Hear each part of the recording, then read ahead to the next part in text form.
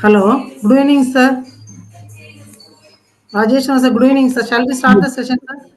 Yeah, we can start. I'm waiting for you to say it. Yeah, can we start? Shall we start, sir? Yeah, I'm ready. Okay, okay.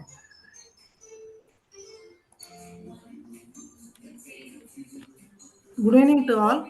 It is my immense pleasure to welcome you all to the third day of the AICT sponsored ATAL 6-day online faculty development program on transforming industries with AI, deep learning breakthroughs, and real world applications, organized by Department of Computer Science and Engineering, SRM Institute of Science and Technology, Ramapuram, Chennai.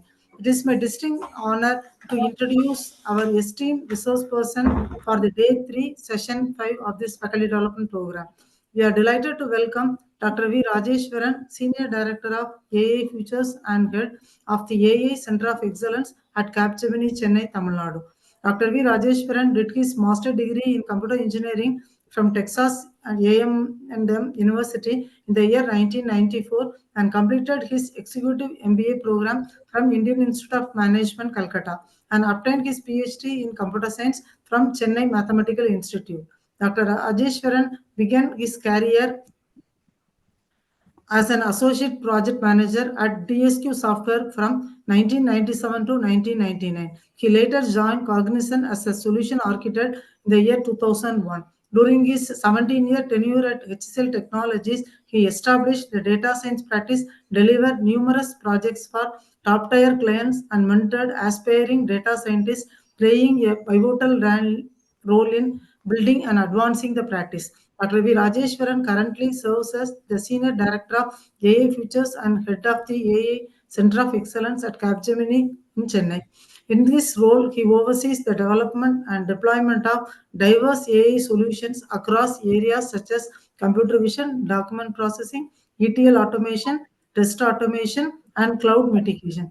As a joint offer led for knowledge graphs, he delivers critical projects to multiple clients. He is also the creator of flagship AI Captain Training Program, through which he has trained over 250 senior architects and data scientists.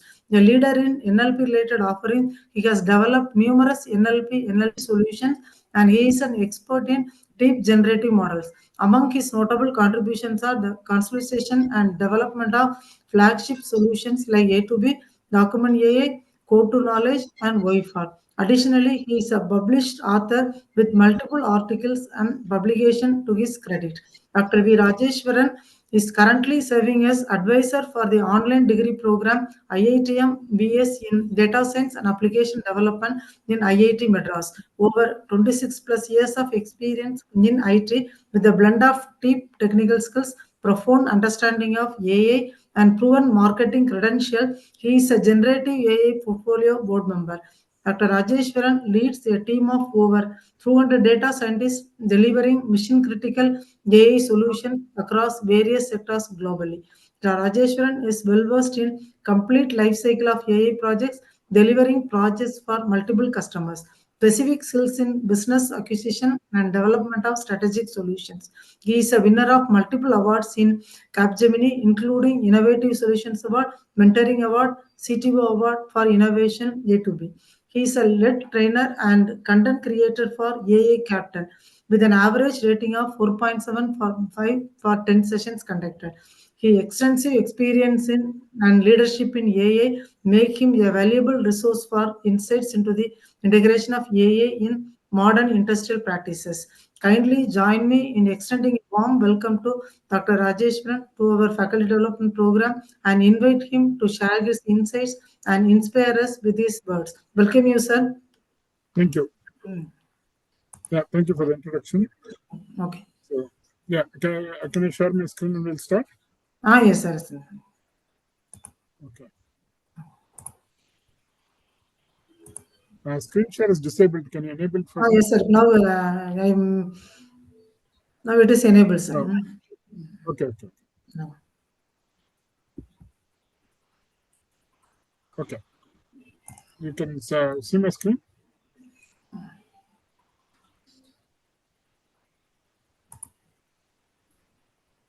Yeah. Are you able to see my screen? Yes, sir. Okay, I'll go on full screen and I'll start my session. Thank you for the kind introduction. So, yeah, we are going to talk about AI and specifically generative AI in manufacturing. So, that is going to be the focus, especially on the Industry 4.0. So, that will be my focus. So, just to give a little bit of background, uh, the manufacturing industry has gone through multiple revolutions, and it has been codified as the fourth cycle of this, that is called Industry 4.0. And mainly, there are some specific drivers that is expected as an outcome for the next generation of industry. What is it that we are trying to do? Correct? Within the next 5 years, there are six key drivers that the people who are in the industry are looking forward to achieving. First thing is the on time delivery. And they want to scale that up and be able to predict accurately and deliver on time promise. That is the first aspect. Second aspect is the quality. Obviously, higher the quality, the better the long term returns in your portfolio and what you can get in terms of the pricing if you have higher quality. That again, there is an expectation of 5% jump within the next 5 years. The third aspect is capital expenses and inventory. How much you need to spend, because you can achieve quality by spending a lot more.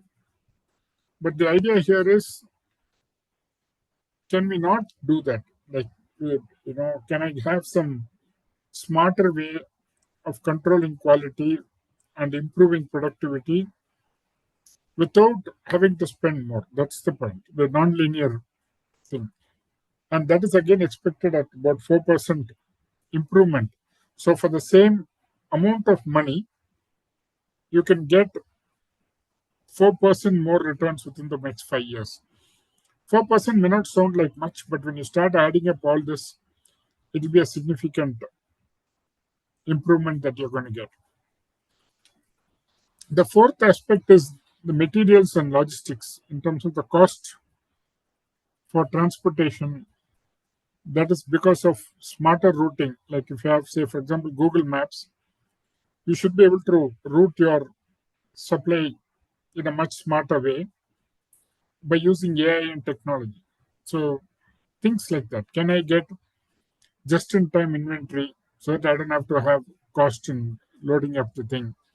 So can I ensure that things reach place on time? So how do I do my logistics? How do I ensure my transportation cost comes down? So optimally order my transportation and logistics. This is another classic problem that AI is solving. So that is the other thing. The fifth angle is basically labor cost. And the idea here is, by having automation, your labor should be more productive. And how do we achieve that? That is the idea. About 4% is what is expected from labor cost alone. So, putting all this, the overall productivity improvement, meaning for the same amount of resources, can you produce more? We're expecting a 5% jump, and within a short period of 5 years. So, the question now becomes, how do I achieve these things? Right? This seems to be an excellent promise, but how do I get to that? That is the next thing. And if you look at the overall market in terms of the manufacturing. There is a clear growth, but not a very steep growth. But the key drivers for these, one is robotics, 3D printing, augmented reality, and of course, artificial intelligence. Now, robotics is not new. It's been there for a long time. Only the capability of the robots have improved. That is because these robots now are AI infused, and they have become what we call it as agents now, meaning they can do some autonomous tasks on their own because they have some AI running in them. So even you would have probably heard about AI vacuum cleaners that can be in your house and smartly go and figure out where the obstacles are and cleaning your room. So those kind of AI vacuum cleaners are available already. So that kind of robotics is old. Augmented reality, along with the digital twin, is an extremely upcoming area where significant investment is being made, and it has started producing quite a bit of results. I'll talk about that a little bit down the line. 3D printing is a very interesting but a very useful task. If you look at a car, like for example, if you take a classical ambassador car, or if you take a regular Indian car, the car will have thousands of parts, thousands. Every nut, if you take it as a part, it will have thousands.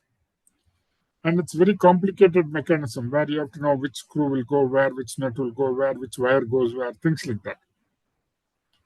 But if you look at a Tesla car, it has only about 40 or some parts. That's it, total. So the idea here is there are larger assemblies that are just prefab kind of a thing, that they are doing. And that same concept is being, the way you have to think about it is construction and reduction.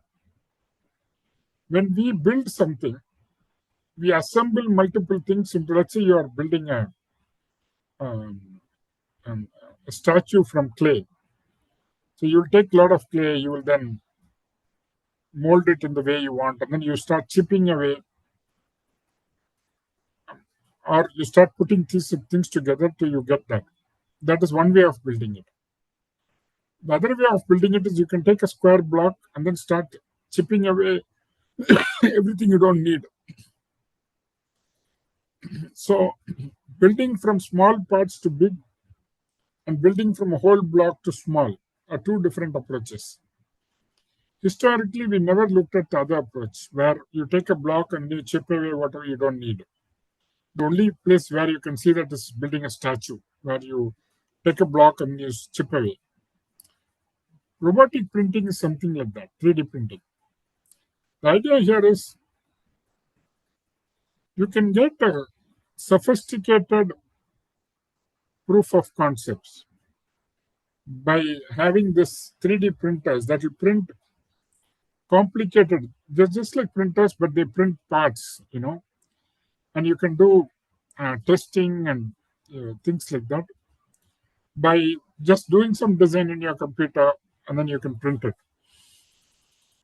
And if you have reasonably good material, they're fairly sturdy as well. So you can test it, and then you can find out whether your concept will work or not. But the process will be days as opposed to months for you to do a typical prototype and try out things. And 3D printing, if it is a simple thing, it probably takes 2-3 hours only. So it's very, very fast. And so the idea here is it allows you to try out different things, prototypes at a much cheaper cost and at a faster cycle. And that cycle time matters quite significantly. The other mega trends that we are seeing is basically Personalization, what is called as a hyper-personalized, right? If you take Amazon, when you log into your Amazon account, it remembers you. It says this is what you ordered last time and things like that. So the recommendation that you get is very personalized. Although they have millions of customers, it's very, very personalized, right? So that is kind of scale of personalization we are seeing in marketing as well, in manufacturing. Of course, supply chain I talked about. How do you ensure that the goods reach on time and you are able to route things optimally at a lower cost, and you are able to achieve savings using better logistic operations and planning. Okay. And third part is there is a movement to as a service, X as a service. It can be software as a service, this as a service, that as a service, agent as a service, whatever. The idea here is instead of investing capital and building, like for example, if you want to run a large software, instead of buying a lot of machines and CPU and GPU and creating clusters, you can use a cloud and you can just rent it. So it's a classic decision between build and a buy.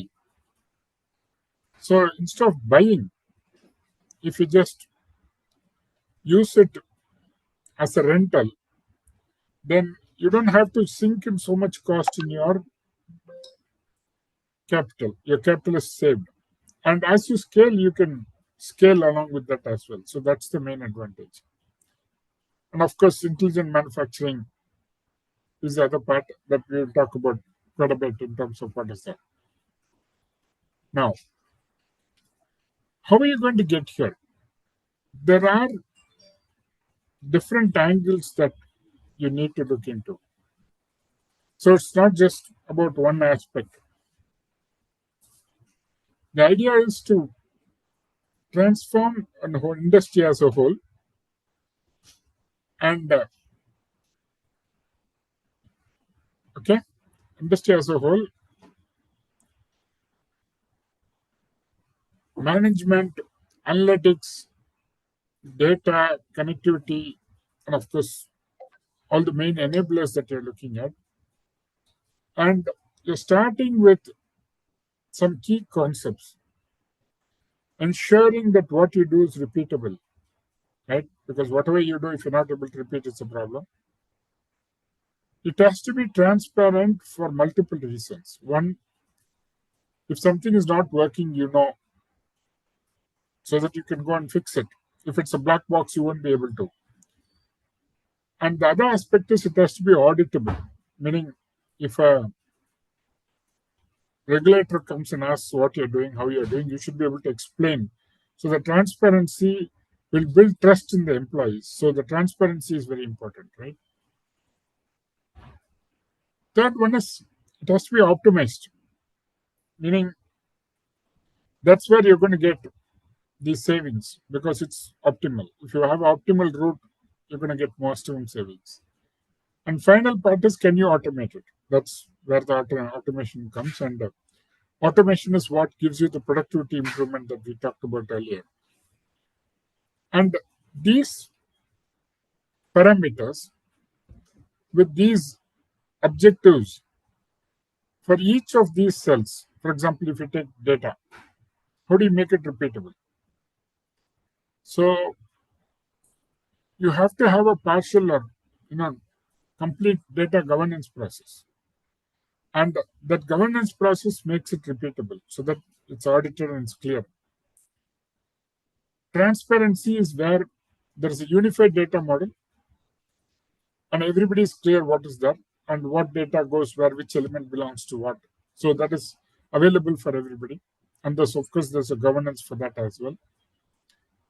And then you optimize it using AI techniques and data mesh, and where the data lives in the edge and then you're able to access it. Fabrics, that's the other way of looking at it. And of course, to make it autonomous, you need to create things like digital twins, which sort of uplift your overall productivity and gain. So, like that, every angle that we have, you have to take a look at these four dimensions, and then you create a process. This is how the problems get solved. So, if you look at what actually is happening in terms of today's manufacturing world, where exactly are they struggling in terms of?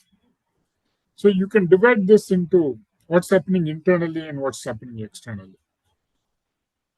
Externally, of course, how do you customers demand individual customization? Everybody wants their own unique thing, and the demand and trend changes very often. We are living in a world where things change at a much faster pace than it used to, right? All of us are aware of that. So the expectations, people change cell phones in 1 or 2 years. So there is a huge churn going on in every product we buy. So our expectation also has become like that. So how do you keep up from a manufacturing for that kind of an expectation? And of course, how do you keep up with the technology change that is happening? That's the other part, from an external viewpoint.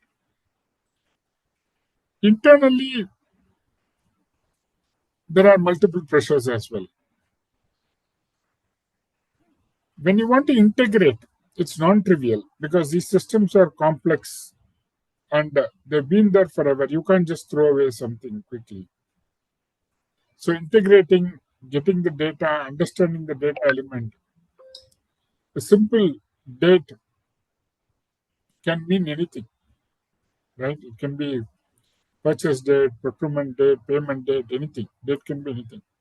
So every date and everything has to have a metadata that you attach with it, and so that you can make sense of the data. So when you're doing integration of these platforms, it has to go with the metadata and expert opinion on what it is and what is the context in which this particular data lives. And that's where the data readiness and security, because the other angle is you need to ensure that not everybody has access to every data, right? That's the other point. And you need to do this continuously as the technology landscape keeps changing. That's the other challenge that they have. And everybody wants to do AI. Every manufacturer, everybody you meet, they want to do AI. And especially after ChatGPT, AI has become very, very popular. But AI went through a sort of a death valley, right? Where there was deep learning that started in 2014, but nothing was happening. No. But it started taking off after 2022, ChatGPT came. Now everybody wants to do AI. But it's not a pinnacle for everything. ChatGPT can't do every problem. We'll talk about that a little bit, right?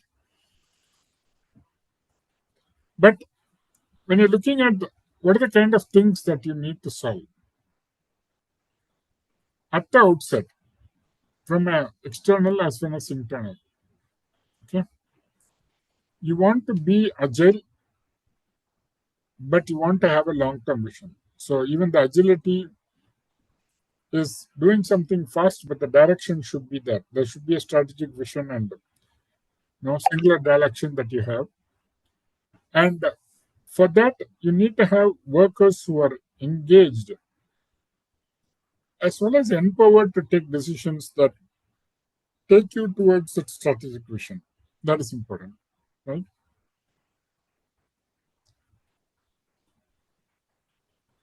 So to get to AI, because that's the need of the day today, how do you bring in AI that can give you the uplift in your manufacturing? The most important part is obviously the data, because AI depends on data, right? But data without context is useless. As I was just telling you about this date. Date can mean anything.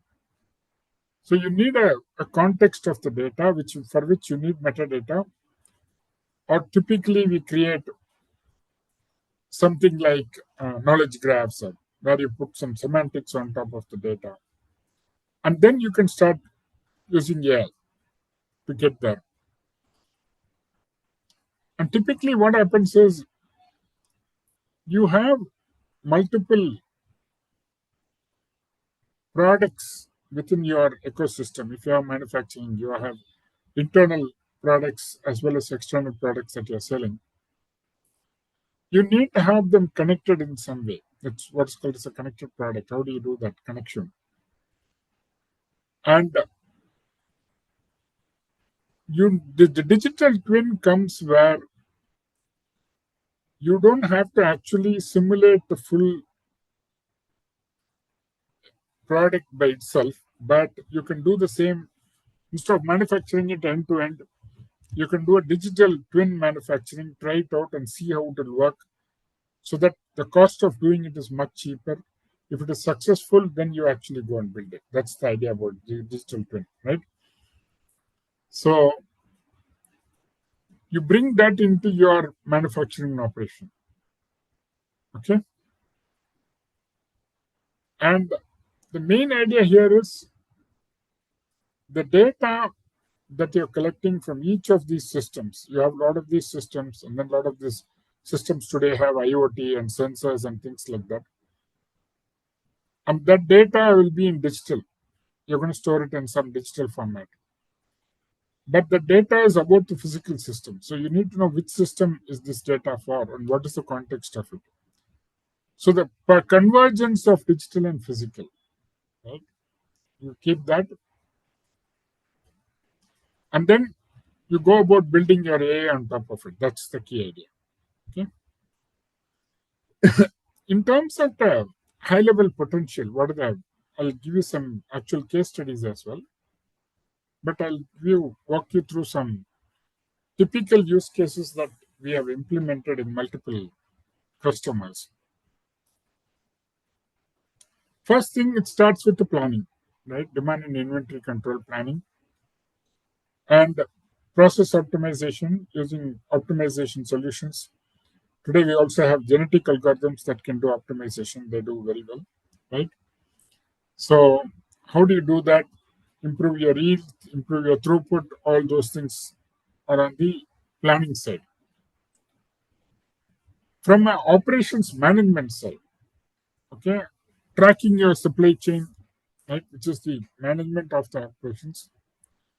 Of course, logistics, I talked about logistics, route planning, all those things that we are talking about, which are typically done today using things like Google Maps, optimization solutions, and things like that.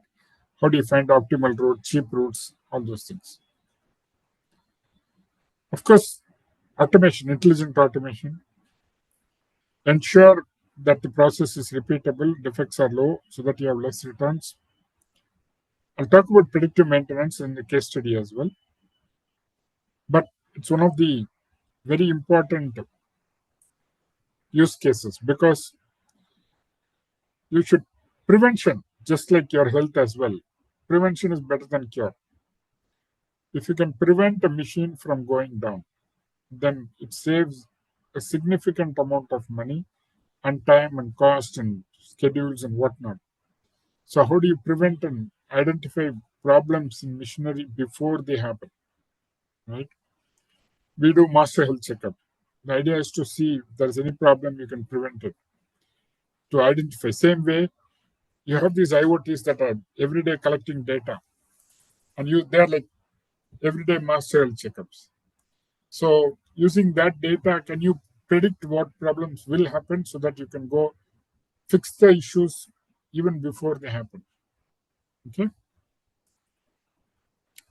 Energy management, very critical also for carbon credits because today sustainability is a very important topic to all the customers. If they have promised some date in which they will go net zero, So every customer, every great organization has said by this year, 2020, 2030, 2040, whatever, that will be net zero, meaning we will not release carbon dioxide in our whole manufacturing process. So how do you become energy efficient, right? And to get to net zero. Then enhanced operations, AR, VR, I told you about digital twins as well. Yeah. And then improvement of data quality, and then simulations that you can do using multiple digital twins and things like that. So the lowest hanging fruits typically are predictive maintenance, improvement in quality, yield improvement, inventory control, safety, sustainability. I'll give you some case studies on these. Yeah, though they're like the low quality stuff that you can get easily. Yeah, but to implement that, you have 4 points that you need to take up. Yeah, it is lower complexity, but it has clear business value, which we can quantify. So typically, when you do these projects, you need to have a business value that you can quantify, saying that if you implement this, this is what you're going to get as a return of investment. Yeah, and of course, you need to have availability of resources, compute, data, everything, and then also people. But you also should be able to measure these KPIs that you are getting out of it. That's the other part. What is it that is pushing this whole autonomous manufacturing? Advanced numerical analytics. So earlier we used to do simple regressions. Now complicated modeling techniques and new approaches have come. Of course, neural networks being one of the most powerful functional approximators being quite widely used. Recommendation systems have improved quite dramatically in terms of what you can recommend and how you can go there. And the computer vision is a field that has taken off since the deep learning thing happened in 2013, right? So fantastic use cases where you can identify objects and do a lot of use cases based on that. That's available now. And the advent of Gen AI has become a huge opening for chatbots where you can get any question answered from a bot that can go read from your knowledge database and answer your question. One of the earlier problems always has been, how do I make the knowledge available to the people on the ground? If they have to repair something, how do I tell them that these are the things you have to do? And these are the things you have to take care of, right? So how do I tell that without expert being there to convey that? So can I guide them? That guidance, knowledge is somewhere. It's even written down. But how do I make it accessible? That's where the chatbots come in. So it is able to synthesize the knowledge that you have internally. And we implement what are called as RAG case studies, retrieval augmented generation case studies, right? And all of you have benefited from voice recognition. That again is an AI, where you talk to Siri or you talk to Google or whatever, Alexa, or you can talk to your phone to do a search. So my children, they say, okay, Google call so and so or something like that. They're able to just get things done quickly, and that's all enabled because of the power of AI that is able to take your voice, convert that into an instruction, and actually do the things that you are asking it to do. So imagine if I say call somebody XXX, it's able to call it because it understands what you mean by call, and then it understands that it has to open the telephone application, identify the phone number, and actually dial. It's a marvel that it actually does this. Okay, but it's quite amazing. It's able to do it. The other part is, of course, text analytics, where you're able to extract knowledge, store knowledge and extract, which is what I talked about, enabling chatbots so that you make it available for everybody. It's also part of the transparency I talked about a little bit earlier.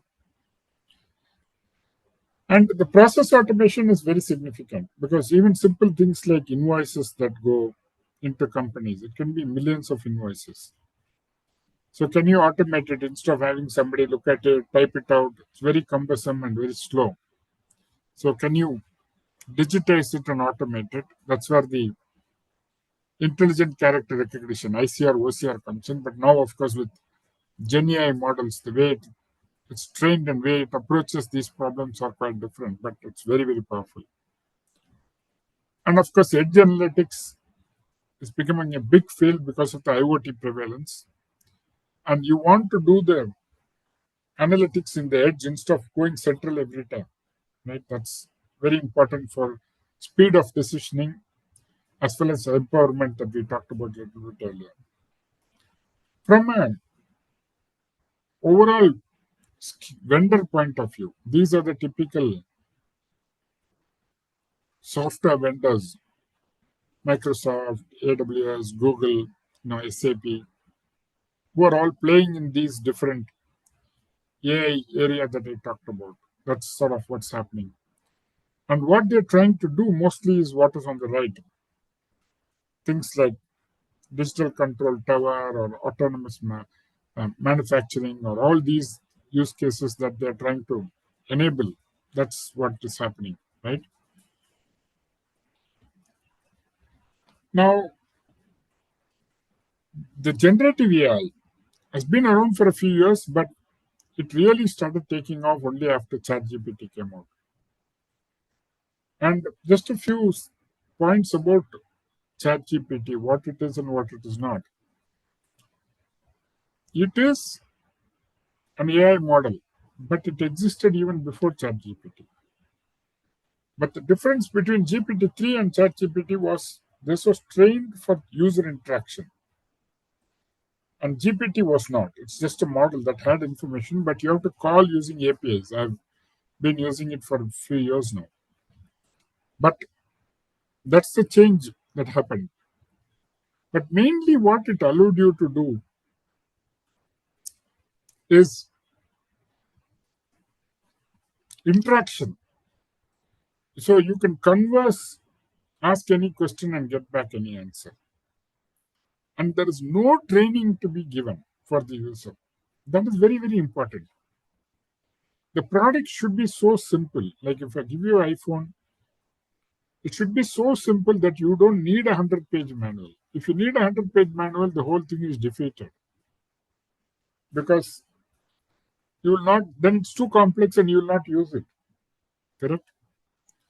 So the whole idea behind GPT is you can even make mistakes in your typing, it will still figure out and give you the right answer.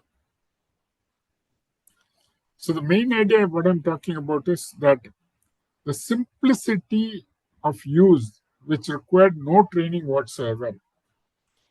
But on the other end, you have a massive model that has got phenomenal amount of world knowledge.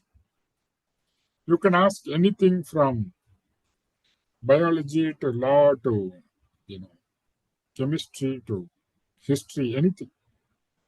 It's able to answer. So you have a person, if you want to think about ChatGPT as a person, who literally has got answer for most of what you want.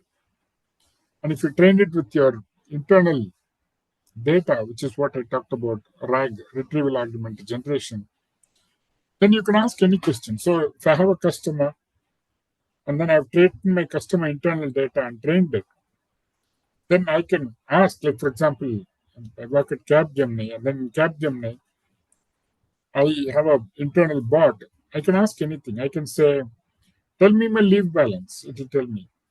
I can say, my computer is not working. How do I raise a ticket? It will tell me. So I can ask, what is the policy for going abroad? Then it will tell me. Right? So pretty much everything. whatever I need internally is something that I have. It could be a clarification about policy. It could be where is this information to be found, or which portal should I go to do this, apply leave, or whatever it is. Even I can directly apply for leave, saying that I want this. It will just automatically go to the system and put a leave request for me. It's quite amazing. So it's like literally your assistant, right? Because it's able to comprehend what I want without any training. That's the main thing. You don't have to train it on anything, right? So that's the beauty of the whole Gen AI and LLMs, as we call it, large language models. That's the main uptake that we have. Now, but there are challenges, because if it solves all problem, then we don't need any of us here. It does not solve all problems, and there are things that you have to be very cautious about, because you have to know what it solves and what it doesn't. The problem in evaluating somebody is, if somebody you're trying to, let's say you're doing a judging somebody, if they are totally foolish, it's very easy to grade. You can say 2 plus 2. If he says 5, they don't know anything. So you can say, no, I know this guy doesn't know anything. I can fail him. No problem. You have no, if every question they're giving wrong answers, you have no problem. The problem happens when they're able to answer something very intelligently, but at the same time, deep down, they really don't know. Okay, very simple task. You can go to ChatGPT, take some 20-digit numbers and you add it. It can add, right? The problem is, it is not in the database. But if you give 3-digit, 4-digit, 5-digit, pretty much every data is there in the database. Somebody has done some addition, memorized it. So you have never seen a human that has memorized every 3-digit, 4-digit, 5-digit addition, but cannot actually add. You've never seen anybody like that. So it's very difficult for us to evaluate. It makes the most simplest of mistakes, silliest of mistakes, because it is actually only generating the next token. So when you deploy it in the use cases, in the case studies, you need to be very careful to understand what is actually doing, what it can do, what it cannot do. If you don't do that, then you'll end up with lots of heartache, because your use cases will not be useful. Because in most cases, you need real solid data that you can work with. If you're going to get hallucinations, and if you're not going to get quality output, which is what these LLMs will give, if it is right 9 times, if it's wrong 1 time, if I say 5 plus 5, if it is right 9 times and once it's giving 11, then I have a problem, because I can't trust it. I can't take this data and make some decision. So that's the problem. The problem is, it does make that mistake, but you don't know where and when. And that's the challenge that we have in terms of using these models. They're fantastic, but they have their problems, and you need to know where. That's the main thing. From a manufacturing point of view, right, it has made an impact in pretty much the full life cycle, starting from design to recycling of what has been produced. Yeah, and there are some case studies I will talk about. We've gone through this and what we have done and things like that. Yeah. So the full life cycle, generative AI has made quite a bit of impact. That's the key thing that I want to tell you, right? How do you go about it? Like, if you're a digital, you're a manufacturing person, how do you actually go about it, right? That's the main point. You have suppliers, and then you have a customer, and you're sitting in between. So you're taking raw materials, you're doing some manufacturing, and then you're actually shipping it to the customer. And The key enabler here, as you can see, is the data flow. That is what you need to look at. And the data flow, and as I mentioned earlier, along with some kind of a metadata, that you need to make it happen. That's the main enabler that will allow you to actually create this value that we talked about earlier in the first slide. And there are different layers that you can do, right? You start with data driven, where you're taking decisions, everything based on data. You graduate to things like digital twins. And then finally you go into a full-fledged connectivity between supplier and everything. So you have a 360-degree view of what you're trying to do. That's where you'll get to, right? And the idea here, again, I'm stressing here is the companies, manufacturing companies, need to think data first, because that's where Industry 4.0 is going to be. And if you have quality data, AI can be done. If you have bad data, garbage in, garbage out, AI cannot be done because it will not produce any value whatsoever. So the way you think about the data that you have has to change from a manufacturing point of view. The way they think about the data, the way they assign the priorities and the structures for the data has to change. And that underlying thinking has to be top down, meaning it cannot be bottom up. So at the top management needs to realize the importance of this and then make the changes that enable this to happen. That's very important. Otherwise, it will not work. You cannot just build it from bottom up. That's never working, right? And then you will get connected products. That's the main point that we talked about earlier. Yeah, how do you get to the connected products? The other aspect of this data, okay, is it provides these four fundamental advantages, which is basically going to be your differentiator with your competition. If you have this, right? Not only it's going to provide your strategic growth, which I talked about because of AI being able to leverage quality data and not do anything if it is bad data, but it allows you to innovate. That innovation happens because of the data. You can make decisions. You can say, do I need all these steps? Can I skip this step? What am I losing? What am I getting? Because you have the data. You can find out which part is the bottleneck. All those decisions can be taken, analyzed, and then decisions are taken based on data. That's important, right? Obviously, everybody is doing it for this main reason. There is a significant cost advantage that they are getting when they go through this particular cycle and approach. And the final good outcome or desirable output is the sustainability angle that I talked about, right?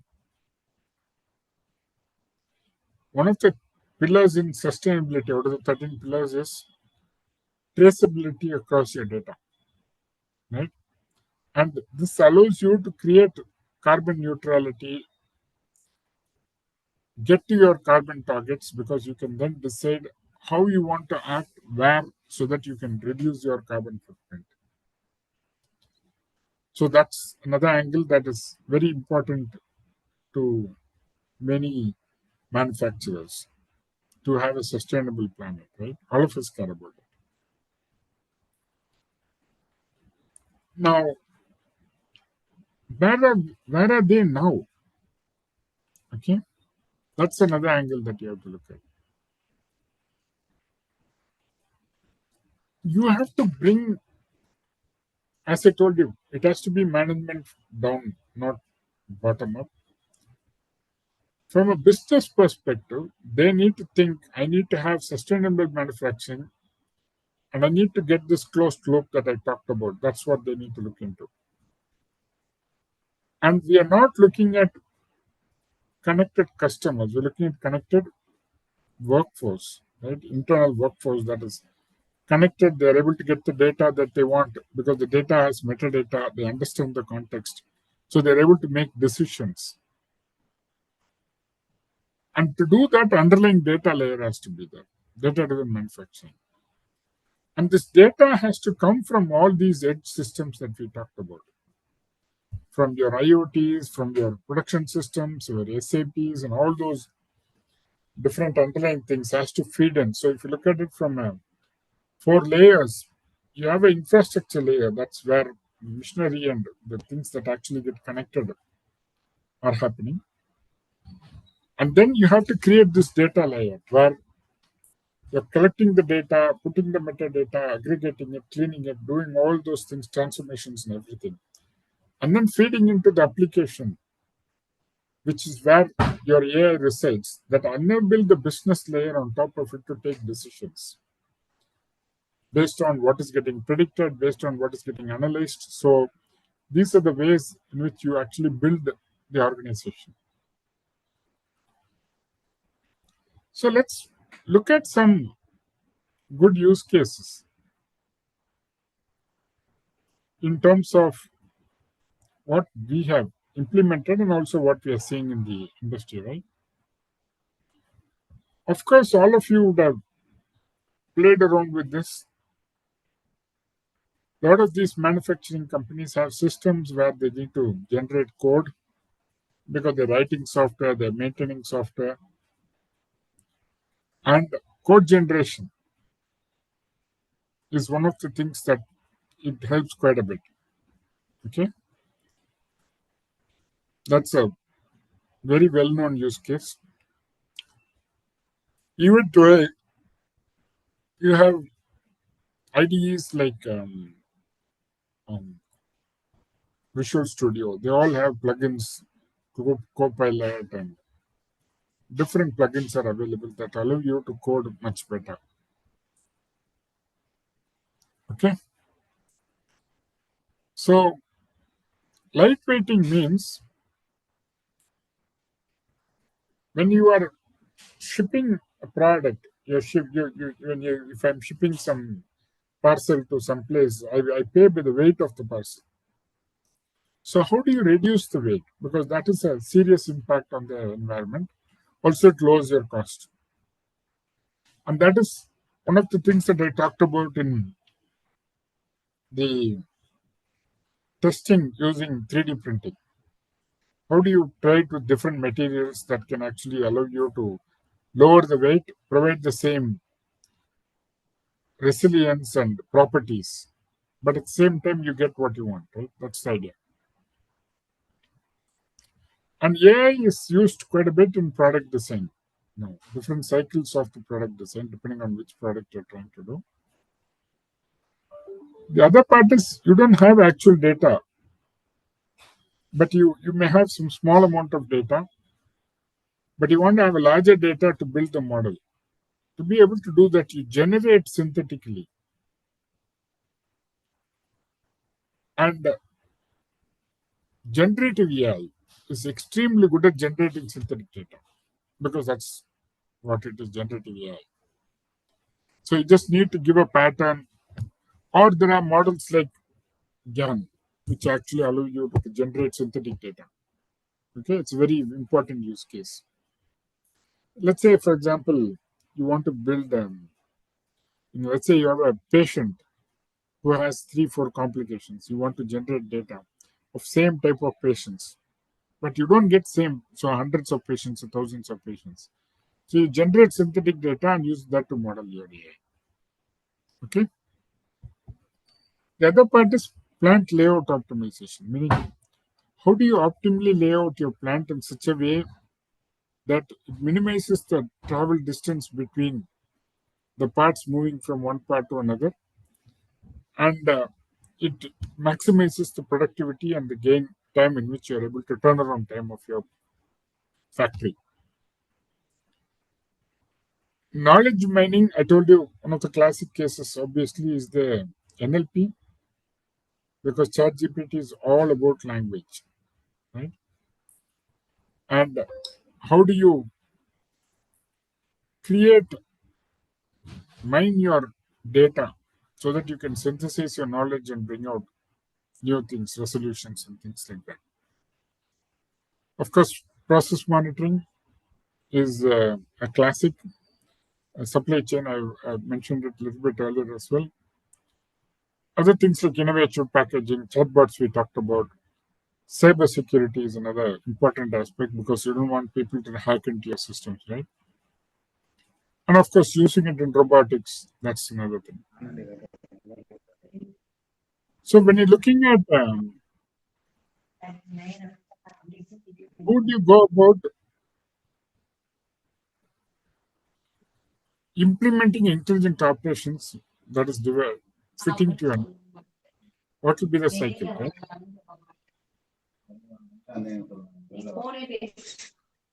Sorry? I think it's 1.5 hour session, right? Yes, sir. Yes, sir. Yeah, somebody's talking. So. Okay. Yeah. So you go from vision and then you do a design, then you create, you roll out, and then you run. This is a typical cycle that you have to go through.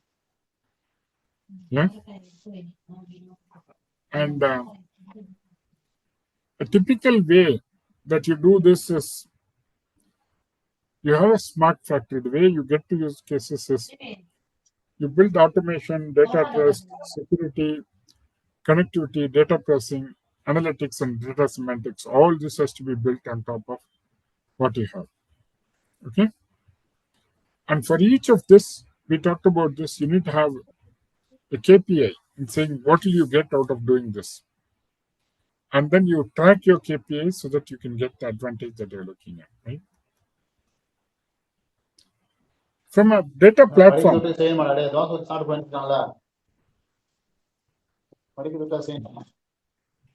Can you go on mute, please? Thank you.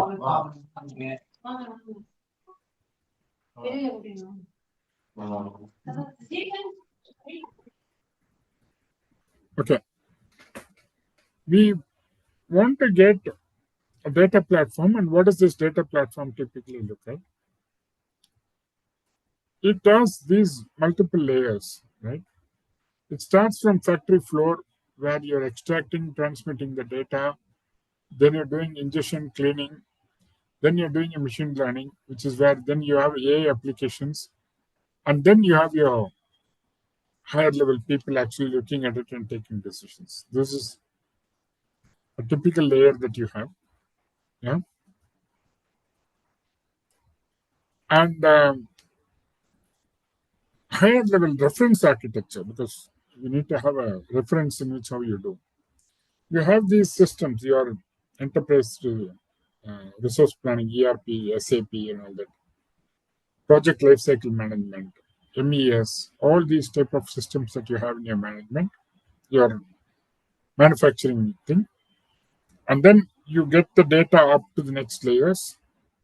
Remember, I talked about semantic layer because without the context of the data doesn't make any sense. So you have to have some kind of semantics, and you need to have some kind of metadata, otherwise you'll not be able to use anything. That's very important.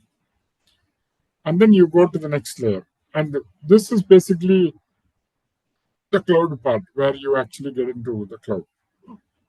Okay. The key area here is I talked about in the first few slides that we are getting here by lowering the cost. We're not getting somewhere by higher cost, we're getting somewhere by lower cost. And the lower cost, okay, is by implementing this whole data strategy that we talked about. That's how it's happening, right? Simulation, data-driven operations, enterprise data, all those things are what is going to drive it. And what are the key technology levers? I talked about knowledge graph as well a little bit earlier. The context of the data, collecting that at the lowest level, using AI/ML in the edge by having sensors, computer vision, traceability, automation, all that in the edge, right? So I don't just get the image data. I also say, this is an image of a valve, or this is an image of a machine, or whatever that you are doing. So there is an edge analytics that is being done. If there is a problem, immediately it will be able to flag there. That's the idea, right? And of course, this is the reference architecture using third-party products like Databricks and SAP and things like that. It was just typical way of looking at the full architecture, right? Let me get into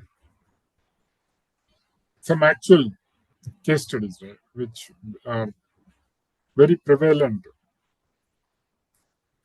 So this is a case where you want to have an inspection using AI, and you can see the photo here of what is here. So you have a camera, you have a monitor, and you have this supply chain that basically this conveyor belt that is going on. And as the product is moving, you have the camera is finding out whether there is any fault or not. Okay, and as it is going, it's able to look at it in the sensor. It finds out whether there is any defect, and then it flags it. And there is a mobile app which you can see. Yeah, so it's very useful because it's a quality check that is done very fast, because these are high-speed cameras, right? LiDAR kind of camera that give you high resolution and immediate analytics. So you can do inspection as something moves in the conveyor belt. You're doing the inspection, and then you're flagging for defects, and then you're able to get higher quality. It's very important use case. As I told you earlier, quality control is one of the key things that we're going to get in manufacturing. Yeah?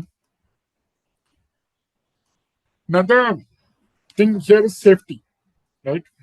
We want to ensure that in different parts of the floor, manufacturing floor, there are some standards which are mandated by OSHA or something like that.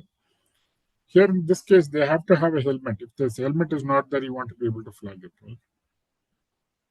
And this, you can see the actual output of the camera.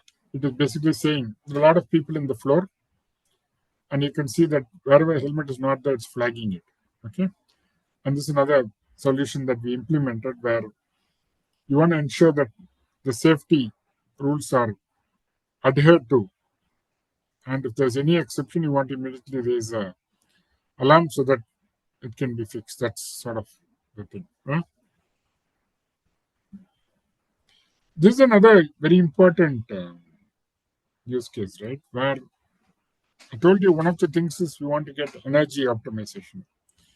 Energy optimization not only saves you money, but also it leads to carbon neutrality. So sustainability goals are also achieved. So which is something that all of us want. So the way we do that is basically a four-step process. We connect the relevant systems, basically where we're going to get the data, right? All the IoT infrastructure, everything is getting connected. And then automation of the monitoring process that we're going to get. Where, which site, what is happening, how much data is there, what is the consumption, all those things are getting collected at the lowest level. That data, after it is cleaned, I know that this is from this side, this is from this part, this is from this part, all those things, I have the data. Then we do the analysis, which also includes the data cleaning and preparation for the AI, which is happening in the next layer. So we then analyze and say this is the maximum consumption of energy. We don't need 23 degree temperature. We can do it with 25, which means air conditioning can be turned off 5-10 minutes every hour. It may look like a small amount, but these small things add up, and you get a overall benefit that you're looking for, right? So this whole process of collecting the data, aggregating it, analyzing it, applying AI is what we're talking about. It's the same cycle that we'll follow for pretty much most manufacturing things that we have, because the idea here is to get hardware, the manufacturing machines, and the software acting as one, confluence of these two. That's the main point that we're talking about, right? So,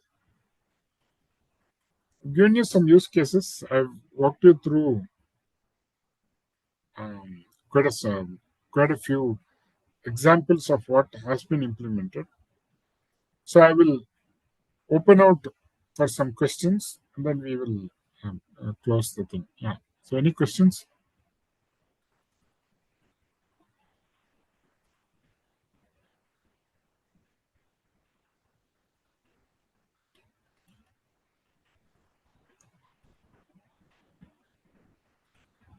This is Zoom meeting.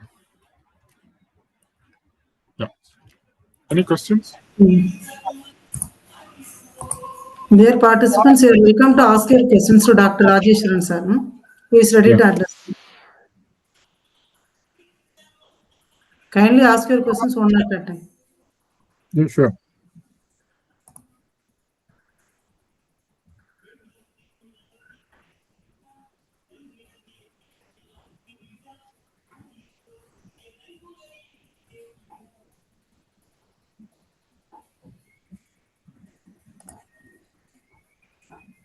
Dear participants, you are welcome to ask a question to Dr. Rajeswaran sir. He is ready Yeah. to address them. You can directly unmute and talk.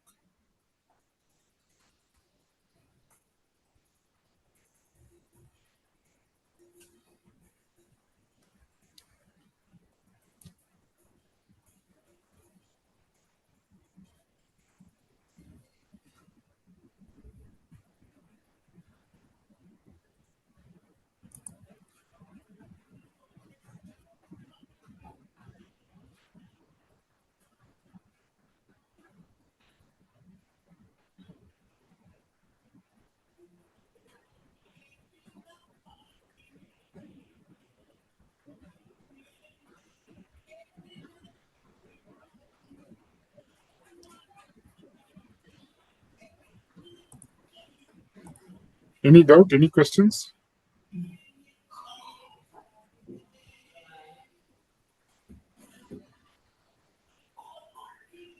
Are there any questions?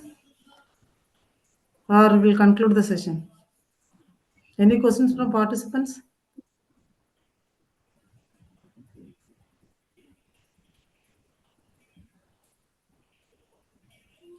Shall we conclude the session, sir? Yeah. Yep. Thank you. This is end of the day 3 of session 5 of this faculty development program. On behalf of Department of Computer Science and Engineering, SRM Institute of Science and Technology, Ramavaram, and the organizing team of the AICT sponsor ATAL 6-day online faculty development program on transforming industries with AI, deep learning breakthroughs, and real-world application. It is my privilege to extend a heartfelt vote of thanks to our distinguished speaker, Dr. Rajeswaran sir. Your enlightening session on applications of AI and deep learning in predictive maintenance, robotic automation, and process optimization has provided us with profound insight into how AI and deep learning are revolutionizing various industrial domains. Sir.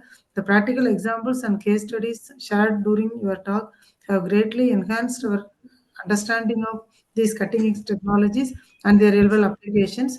We are deeply appreciate your willingness to share your expertise and knowledge, which has truly enriched the third day of this faculty development program, sir. Your engaging presentation and clear explanations has sparked meaningful discussion and inspired us to explore innovative ways to integrate AI and deep learning into our teaching and research practices. Thank you once again, sir, Rajeshwaran sir, for your invaluable contribution to this faculty development program. We hope to have more opportunities to collaborate with you in the future, sir. I also extend my gratitude to all the participants for their active involvement and support in making this session a success. All the participants are requested to connected for the next session to be handled by Dr. Batri and Sumati, Associate Professor and Head, Department of Electrical Engineering in Indian Institute of Technology, JAM. Thank you. Thank you. Thank you. Thank you for your support, and thank you for inviting me. I look Thank you. forward Thank to you. it. Thank you so much. Thank you so Thank much. you.